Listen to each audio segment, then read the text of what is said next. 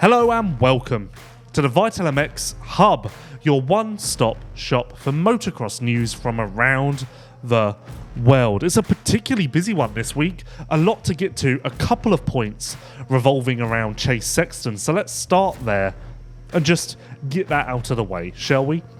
Chase Sexton is out of the remainder of Pro Motocross, but he will return for the SMX playoffs. His right shoulder is extremely weak after the Ironman crash, and so he's going to take the necessary time to come into Charlotte at 100%. Chase took to social media and said this: "I had a brake malfunction in the second moto that was out of mine and Jade Dungy's control. For me, I was just a passenger at that point and I tried all I could to save it. As far as my body goes, my right shoulder is weak from the crash and I'm getting it looked at this week. With that being said, it's in my best interest to get ready for SMX and come in at 100%. It's of course a tough blow for the sport to lose Chase Sexton, but at least he will be back in a couple of weeks. Now, prior to Chase's statement, Ian Harrison released his own via KTM. KTM tackled the apparent bike malfunction very transparently and deserve kudos for that. It's the type of transparency that we've all wanted to see in our sport for some time. It's akin to what you would see in Formula 1 or MotoGP, so props for that.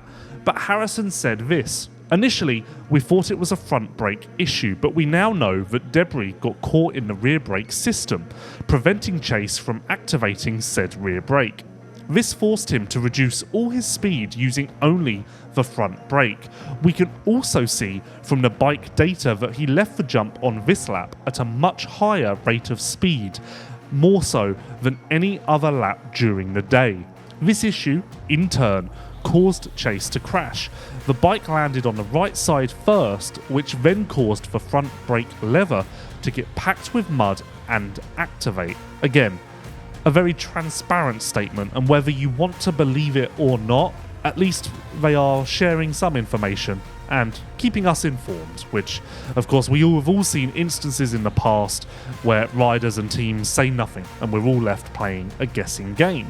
Now, in bad news, Jalik Swall is out for the remainder of 2025. What happened is, during the second timed qualification session on Saturday, he caught his leg and sustained a suspected muscle injury to his calf.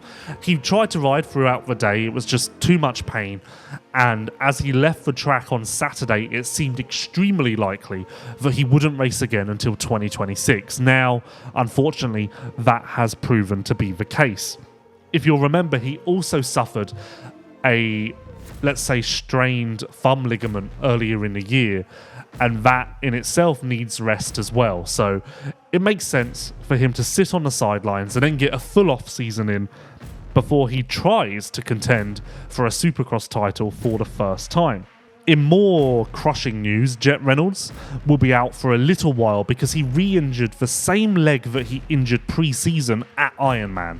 Yes, Jet Reynolds just cannot catch a break, and this is the latest chapter in his saga. It will be very interesting to see what he does once he gets back onto a bike again and where he lands for 2026 as well. Of course, the hype around Reynolds was extremely high not too long ago, so a lot of onlookers are watching with a keen eye. One rider who has caught a break is Austin Forner. He is on track to finish every single race in 2025.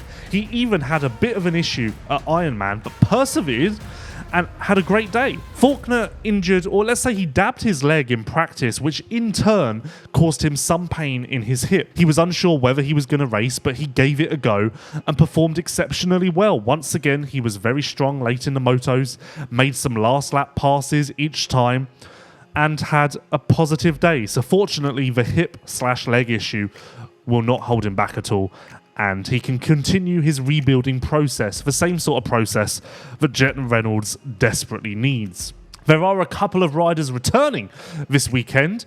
Ty Masterpool will be back. He, of course, said on social media that he was 100% 1 week ago.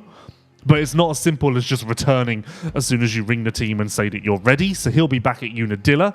And then Ken Roxon will appear just as he did at Unadilla last year. Now, this will be a valuable opportunity for Roczen to not only get some SMX points, he can gain a point or two there, but also work off some of the rust that he has built up since he last raced in Supercross. It's of course been some time now, and getting rid of that rust pre-SMX playoffs will be extremely useful.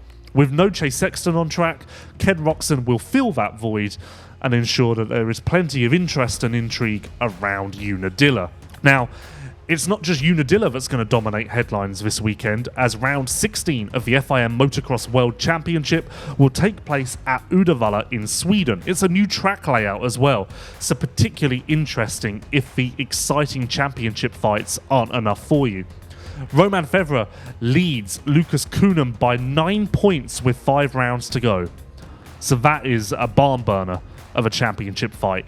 And in MX2, Simon Lagenfelder is 38 points clear of Kai de Wolf. Now, de Wolf must gain more points this weekend. Simply tying with Lagenfelder isn't going to be enough, but if he can gain points on the hard pack of Uddevalla and then carry more momentum into the sand of Arnhem, another new layout by the way, this could turn out to be a nail-biter come Australia. Plenty to watch and look out for. And if that wasn't enough, Tim Geiser is back this weekend for the first time since his significant shoulder injury in April. Pauls Jonas will return. That is, of course, Fevre's teammate. And then we had Jeffrey Hurlings back at the previous round. So MXGP has really got a lot of depth once again. It's great to see.